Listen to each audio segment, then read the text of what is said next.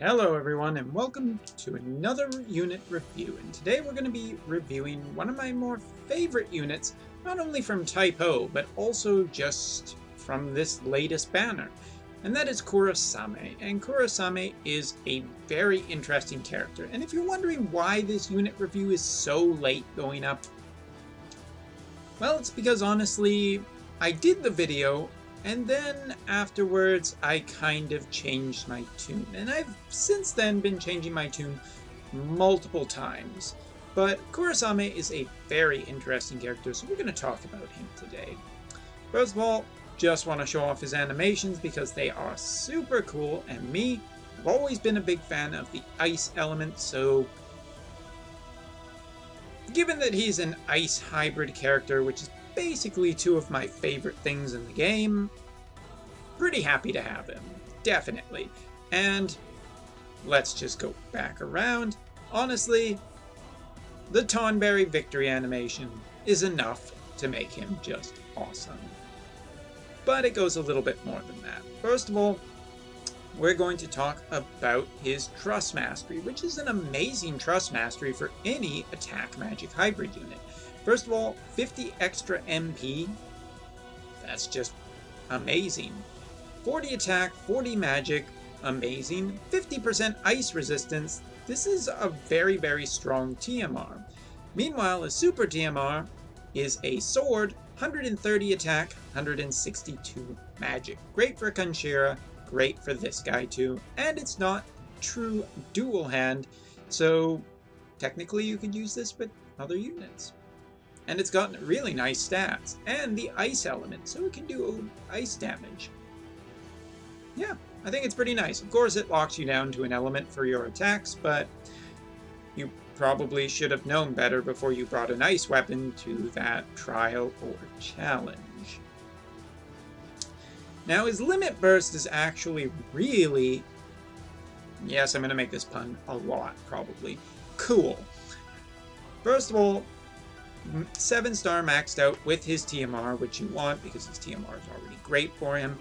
AoE 2-turn, minus 100% ice resistance, maxed out 3000% AoE 1-hit ice hybrid attack with a self 3-turn plus 250% to attack and magic, learning triple cast for 1 turn of many of his abilities, and it also grants him an extra ability to be used for 1 turn.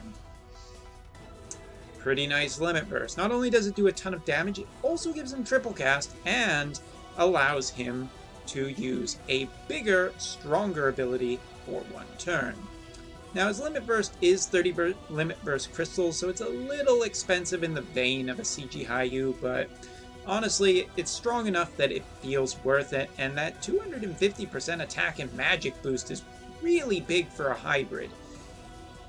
Because you can, in theory, stack this guy pretty high, so Kurasame is a very reliable damage dealer. But we haven't even gotten into his attacks yet. Magic-wise, he does have Blizzaga, Bar Blizzaga, which is great for ice challenges, and Blizzaja, which is a stacking ice damage, which is kind of cool because he also has dual cast. That being said, dual cast is kind of weird because this guy's mostly physical attacks, but anyway. In his kit, well, let's just change over really quickly. There we are. First of all, 38 MP, 800 AO, 800% AoE 1-hit ice hybrid attack, good amount of damage, 30 extra percent to attack and magic, and 5% natural MP recovery, which is great because this guy has a lot of MP, which is also important since he can triple cast almost many turns. Other than that, he has 2 45 MP abilities that are 700% AoE 10-hit attacks. One of them is an ice hybrid attack that has 20% chance to sleep or petrify. One is a water hybrid that has 20% chance to confuse and virus. So some good status elements on them. Not super useful, but at 10 hits, they're also fairly decent chaining abilities and they can be dual casted. Interestingly though, for when he drops below 20% HP, he gets a boost of 150% to both attack and magic. Actually, yeah, And, no, sorry, after when he gets below 25% HP, he also gets a 20% HP boost. So he gets some extra HP, and if he gets hurt quite badly but doesn't die, he gets some boost for it. That's pretty cool. Then he has a 90 MP AoE 3-turn, plus 110% to attack and magic, and 70% ice resistance for the team. Pretty good. 60 MP debuff of 1 turn, 100% ice resistance, on the second turn, 75% ice resistance debuff, and third turn, 50% ice resistance, and it gives him that extra ability that his limit burst also gives him, so pretty nice. Just a generally strong debuff for an ice team for sure that he can use pretty readily. Actually very readily, because it's only 60 MP. Then he has a 52 MP, 1260% single target, 12 hit hybrid attack. Now this is basically allows him to chain with Tidus. So he's a great unit if you just happen to have a Tidus kicking around. Maybe you do, I don't. Then he gives an extra 50% to attack and magic, 30% ice resistance naturally, 20% chance to counter physical or magical damage with a chance to OHKO the enemy or do a 300% single target one-hit attack. So this guy is kind of nasty for Arena. Make sure you kill him before he kills you back. Dual cast, as we said, and that's it. Oh no, and one last thing in his 6-star kit that really makes him a damn decent 6-star is that he has natural dual wield, or dual cast for his attack abilities, or at least some of the attack abilities we mentioned earlier.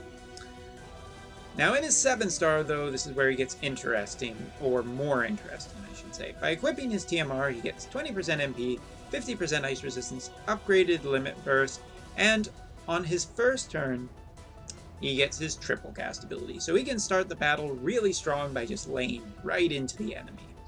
He gets the natural and, well, quite standard attack for all the typo big units, that he can kill himself and give a full summon gauge to the party.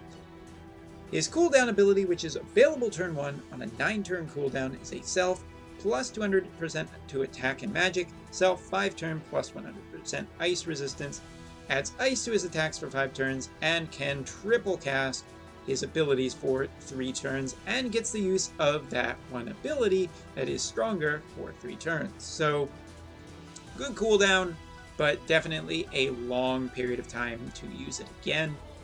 Now his next attack is probably his coolest, 72 MP, available turn 6, 5-turn cooldown, 6000% AoE, 30 hit ice hybrid attack. Very, very strong. 20% to defense and 20% to attack and magic. Very nice. And if he is two-handing a weapon, true dual hand, 50% attack and magic bonus. Although the magic isn't listed as a true dual hand bonus, so yeah, okay. But that ability that I talked about earlier, the one he can give himself, is a 2,400% 12-hit hybrid attack. So a much stronger version of Tidus's quick hit. Generally just really high attack percentages for this hybrid unit. Now, getting back to him, I want to talk about this for a second because building this guy, it's a little confusing for me. On one hand, by true dual hand, he does get a fairly nice bonus of extra 50% to attack and magic, but dual hand is also a viable option for this guy. If you can build him for attack and magic too, then you don't need to use his dual cast ability at all because many of his abilities just proc twice. So yeah, I've built mine to be a dual hand unit that can still triple cast. And no, triple cast with dual wield does not mean he will use his abilities 6 times. So we're going to do a couple demonstrations with him today. We're going to show off a lot of his different attacks, a lot of his different abilities, and then we're also going to go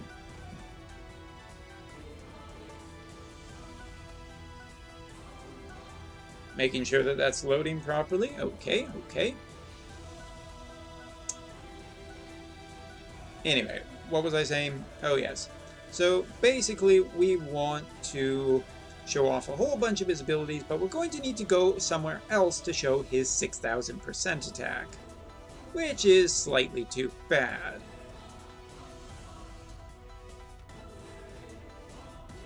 So as you can see, dual wielding, basically mostly all of the damage there was Runeras. So we're going to awaken him. We are going to keep charging his limit burst, because that's what I would like to show off. And then we will show off some of his other abilities, starting with that one unlockable ability I talked about earlier. So his first turn he had triple cast, now he has dual cast because he only gets access to it for one turn at the start of battle. So by using this, he gives himself Ice Element on his attacks, which is great, and it boosts him quite nicely.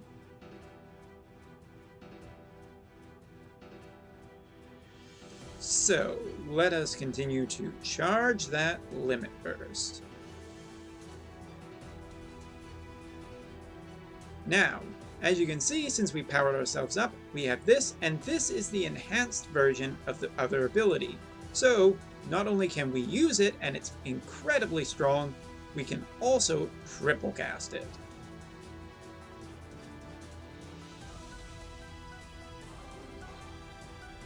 So Unchained, it was still very, very strong. Now, again, by using his Limit Burst, though, we will gain access to the same ability, and this is why he has so much MP, because he can potentially very quickly burn through it. We'll even give an Ice debuff. Sure, why not?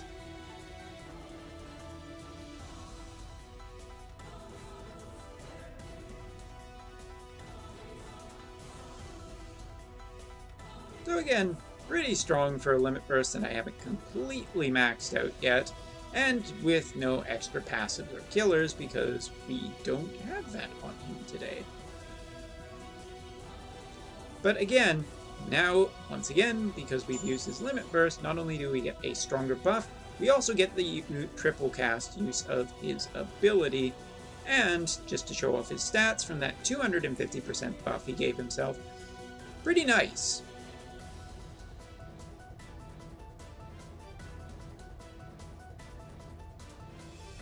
A fair amount of damage on his own.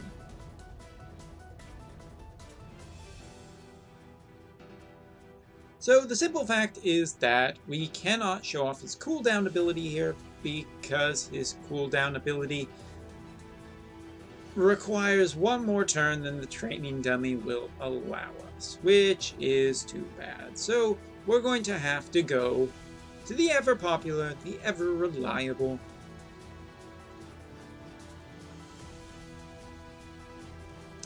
Earth Shrine. God bless the Earth Shrine. Now, we don't want to take anyone, really. As a matter of fact, we're even going to be taking out Ignis, because Ignis does have a counter ability, or at least mine does, so probably best to not bring him along. Actually, it's probably best not to bring most of these characters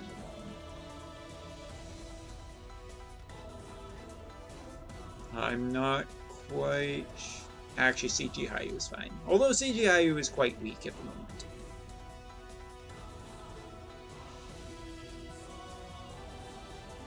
And now we must play the waiting game.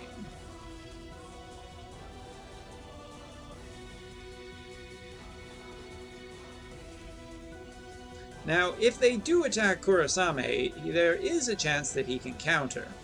But the odds of that are hopefully lower than I think they are.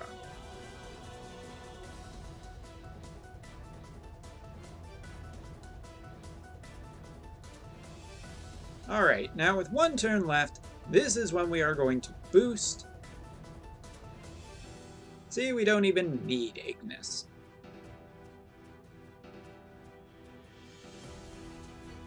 Oh, and Medina just debuffed the enemy for us. Thanks, Medina. Alright, so here's his big Ice Hybrid attack. Which the damage should be fairly comparable because these are incredibly weak enemies. But in general, I really like Kurasame. I like that he has just triple cast from the start of battle. He can just use that however he pleases. He does a mass amount of damage. He can be built as either a dual wield or a true dual hand. Whatever option you want. His super TMR is great. His regular TMR is great. And why the heck not? Let's just use Medina to kill this guy.